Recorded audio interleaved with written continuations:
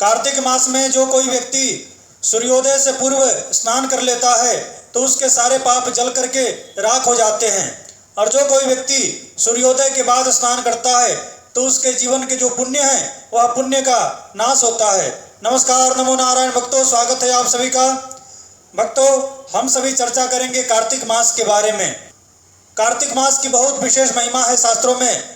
17 अक्टूबर से लेकर के 15 नवंबर तक कार्तिक मास है। अक्टूबर 2024 से लेकर के 15 नवंबर 2024 तक कार्तिक मास है।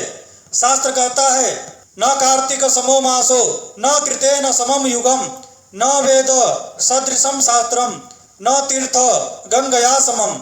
अर्थात सतयुग के समान कोई युग नहीं है, वेद के समान कोई शास्त्र नहीं है, गंगा के समान कोई तीर्थ नहीं है। उसी प्रकार से कार्तिक मास के समान कोई मास नहीं है। कार्तिक मास की अत्यंत विशेष महिमा है भक्तों, इसलिए कार्तिक को मधु मास कहा जाता है। यानी यह कार्तिक का जो मास है वह भगवान विष्णु को, भगवान नारायण को समर्पित है। यह मास भगवान विष्णु को अत्यंत प्रिय है। इस मास में धर्म कर्म सत्कर्म करने से सारे जन्म जन्मांतर के पाप जल करके नष्ट हो जाते हैं। भक्तों, पूरा वीडियो देखिए। इस वीडियो में मैं आपको बताऊंगा कि कार्तिक मास में हमें क्या करना चाहिए, क्या नहीं करना चाहिए, क्या करने से क्या फल की प्राप्ति होती है।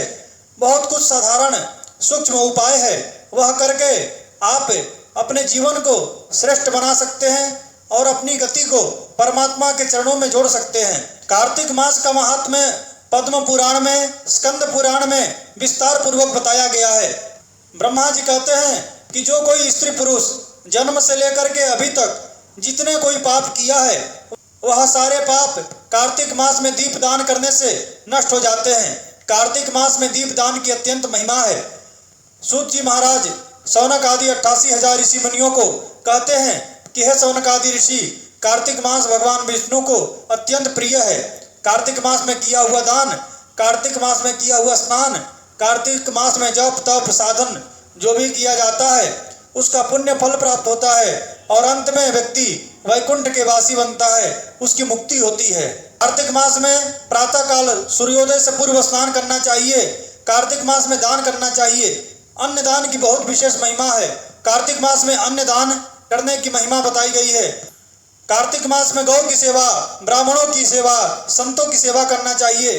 देव दर्शन, देव पूजन करना चाहिए। नित्य गौ ग्रास निकालना चाहिए। रोज अपने भोजन में से गाय के लिए एक ग्रास निकालिए। यह सेवा आपके घर से होनी चाहिए। कार्तिक मास में जो कोई मनुष्य दूसरे के घर का अन्न का त्याग करता है उसे कृच्छ व्रत का फल प्राप्त होता है। 2 व्रत अत्यंत कठिन है। एक व्रत है चांद्रायण व्रत और दूसरा व्रत है कृच्छ व्रत। कृच्छ व्रत पहले दिन निराहार उपवास किया जाता है और दूसरे दिन पंचगव्य पी करके व्रत किया जाता है। अत्यंत कठिन है व्रत। तो यह कृच्छ व्रत के बराबर फल प्राप्त होता है। यानी दान में मिली हुई वस्तु कार्तिक मास में नहीं ग्रहण करना चाहिए, दूसरे घर का अन्न नहीं ग्रहण करना चाहिए। कार्तिक मास का एक एक दिन हमारे लिए एक एक तपस्या का दिन है, साधना का दिन है। कार्तिक मास में शहद नहीं खाना चाहिए, शहद का त्याग करना चाहिए। कार्तिक मास में कासे के थाली में भोजन नहीं करना चाहिए। कार्तिक मास में मैथुन नहीं करना चाहिए, ब्रह्मचर्य का पालन करना चाहिए। चंद्र ग्रहण और सूर्य ग्रहण पर ब्राह्मणों को भूमि दान करने से जो फल प्राप्त होता है वही फल कार्तिक मास में भूमि शयन करने से प्राप्त होता है। तो कार्तिक मास में सभी को भूमि शयन करना चाहिए। नीचे जमीन में सोवे, आप गद्दे मत बिछाइए। कोई चटाई बिछा लीजिए, कोई चद्दर बिछा लीजिए, पर गद्दा बिछा करके मत सोइए। अगर 1 महीना आपने ऐसा कर लिया तो यह आपका एक तपस्या हो जाएगा और इसका फल अत्यंत अद्भुत अप्रतिम फल बताया गया है शास्त्रों में। भूमि शयन की महिमा है तो भूमि शयन करना चाहिए। गद्दे के अलावा कुछ भी आप बिछा करके सो सकते हैं। कार्तिक मास में ब्राह्मण दंपत्ति को भोजन कराने की महिमा है।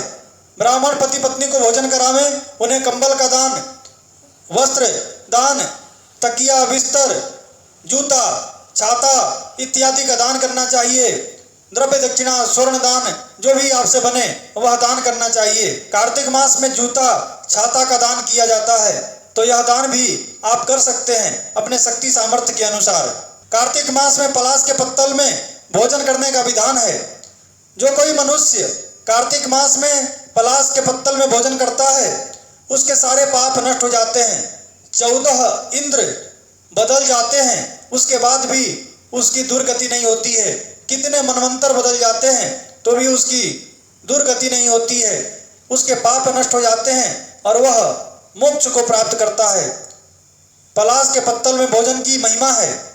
भक्तों, पलाश के पत्तल में यदि आप भोजन करेंगे तो भोजन बह जाएगा, क्योंकि जो दाल है, सब्जी है, पलाश के पत्तल में जैसे डालेंगे तो पत्तल में छिद्र होते हैं, तो छिद्र के माध्यम से वो सब बाहर निकल जाएगा। तो आप चाहें तो थाली के अंदर पत्तल रख दीजिए। पलाश के पत्तल के कटोरी आती है तो कटोरी के अंदर पलाश के पत्तल की कटोरी को रख दीजिए। फिर आप उसके अंदर दाल डालेंगे तो दाल नहीं बहेगा, फिर आप आराम से भोजन कर सकते हैं। पलाश के पत्तल में भोजन करने की बहुत महिमा पद्म पुराण के अंदर बताया गया है। हो सके तो पूरे कार्तिक महीना में एक टाइम ही भोजन करें, एक टाइम व्रत, एक टाइम भोजन करें, अथवा तो कोई भी एक दिन आपको कार्तिक मास में व्रत करना चाहिए। शास्त्र कहता है कि ब्राह्मण, क्षत्रिय, वैश्य और शूद्र चारों वर्णों में से कोई भी, किसी भी वर्ण का व्यक्ति यदि कार्तिक मास में व्रत कर लेता है तो उसकी अधोगति नहीं होती है, वह माँ के उदर में वापस नहीं आता है, वह विमुक्त आत्मा हो जाता है, उसकी मुक्ति हो जाती है। कार्तिक मास में तीर्थ में जाकर के स्नान करना चाहिए। कार्तिक मास में नदी में स्नान करना चाहिए। इसकी बहुत विशेष महिमा बताई गई है। कार्तिक मास में तिल का दान किया जाता है, सफेद तिल अथवा काला तिल, उसका दान करना चाहिए। कार्तिक मास में आप नदी में, तीर्थ में स्नान नहीं कर पा रहे हैं तो आपको जो बाल्टी में स्नान करते हैं ना, उसी बाल्टी में गंगा जल डाल दीजिए, फिर उस जल से आप स्नान कीजिए। वह जो जल होगा वह तीर्थों का जल बन जाएगा और उससे आप स्नान करेंगे तो तीर्थ में स्नान करने के बराबर फल मिलेगा। शास्त्र कहता है कि कार्तिक मास में जिस जल से आप स्नान करते हैं उस जल में काला तिल डाल दीजिए अथवा सफेद तिल डाल दीजिए, फिर उससे स्नान कीजिए और उसकी महिमा बढ़ जाती है। संतों का ऐसा भाव है, कहीं कहीं शास्त्रों में लिखा है कि जो तुलसी के पत्ते होते हैं, तुलसी की मंजरी, तुलसी के ताजे ताजे पत्ते अथवा तुलसी का पत्ता होना चाहिए, उसको जल में डाल करके स्नान करते हैं अथवा तुलसी की माला कंठ में धारण करके पहन करके स्नान करते हैं तो उसकी अत्यंत महिमा है। भक्तों, बहुत विशेष महिमा बताई गई है। अगर आपको तुलसी की माला न मिले तो तुलसी के पत्ते जल में डाल करके स्नान करना चाहिए। अगर आप तुलसी के पत्ते जल में डाल करके स्नान करेंगे वह नाला में, कचरा में चला जाएगा, फिर उसका दोष लगेगा आपको। तो आपको क्या करना है, कॉटन के कपड़े में, जालीदार कपड़ा होवे, कॉटन का कोई भी कपड़ा होवे, उसके अंदर तुलसी के पत्ते को बांध दीजिए, फिर उसको जल के बाल्टी में डाल दीजिए, उससे स्नान कर लीजिए। स्नान करने के बाद वह पोटली को निकाल दीजिए। आपके बाद घर के जो दूसरे सदस्य हैं वह भी उस पोटली को जल में डाल करके स्नान कर सकते हैं। यह तीर्थों में स्नान, नदियों में स्नान करने के बराबर फल देगा आपको। शास्त्र कहता है कि कार्तिक महीना में तुलसी में दीप दान, तुलसी में नित्य 1 लोटा जल चढ़ाना, तुलसी की परिक्रमा करना, तुलसी की सेवा करना, तुलसी पत्र ग्रहण करना, ऐसा जो कोई करता है उससे कलयुग स्पर्श भी नहीं करता। तो एक वीडियो में बनाऊंगा तुलसी पूजन के ऊपर। तुलसी पूजन की भी बहुत महिमा है, उसका विस्तार से मैं चर्चा करूंगा, उस वीडियो को आप लोग देख लीजिएगा। भक्तों, कार्तिक मास में आंवला वृक्ष के नीचे बैठ करके भोजन करने की बहुत महिमा बताई गई है।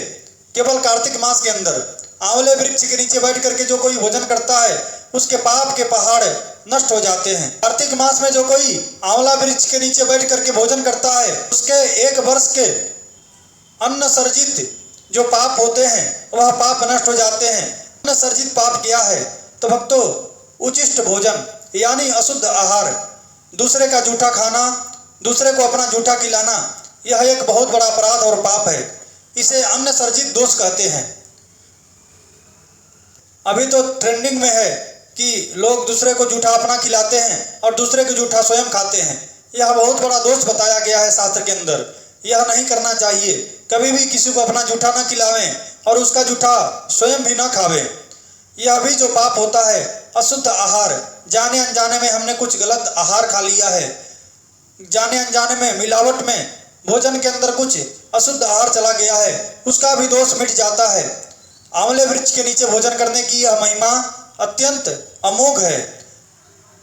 शास्त्र कहता है कि कार्तिक मास में दीप दान करने की बहुत विशेष महिमा है।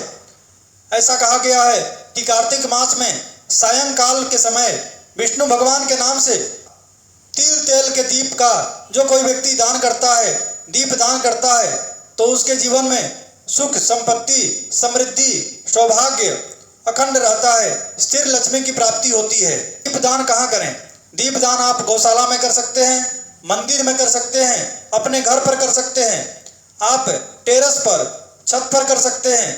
दीप दान 11, 21, 51, 9, 7, 5, 3 अथवा 1 ये विषम संख्या में आप दीप दान कीजिए। शास्त्र कहता है कि चातुर्मास में हमने यदि कोई नियम संयम का पालन नहीं कर पाया, व्रत का पालन हमने नहीं किया, तो केवल कार्तिक मास में नियम संयम व्रत का पालन कर लेने से चातुर्मास के बराबर फल प्राप्त होता है। यह कार्तिक मास अत्यंत प्रिय मास है भगवान विष्णु का। कार्तिक मास में चावल, दाल, बैगन, मूली, गाजर, प्याज, लहसुन, बीट इत्यादि का त्याग करना चाहिए। कार्तिक मास में अमरूद, सीताफल, बीज वाले फलों का त्याग करना चाहिए, नहीं खाना चाहिए। कार्तिक मास में पराया अन्न नहीं खाना चाहिए, वासी अन्न नहीं खाना चाहिए। यह सब नियम का पालन करना चाहिए। आपसे जितना हो सके उतना कीजिए। कार्तिक मास में अपना कोई प्रिय वस्तु जो आप खाते हैं, जिसके बिना आप नहीं रह सकते हैं, ऐसा कोई प्रिय वस्तु का त्याग कर दीजिए।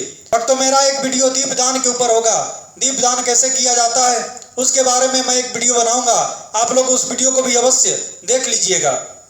कार्तिक मास में श्रीमद् भगवत गीता का पाठ करना चाहिए, गीता के 15वें अध्याय का पाठ करना चाहिए, विष्णु सहस्त्र नाम का पाठ करना चाहिए।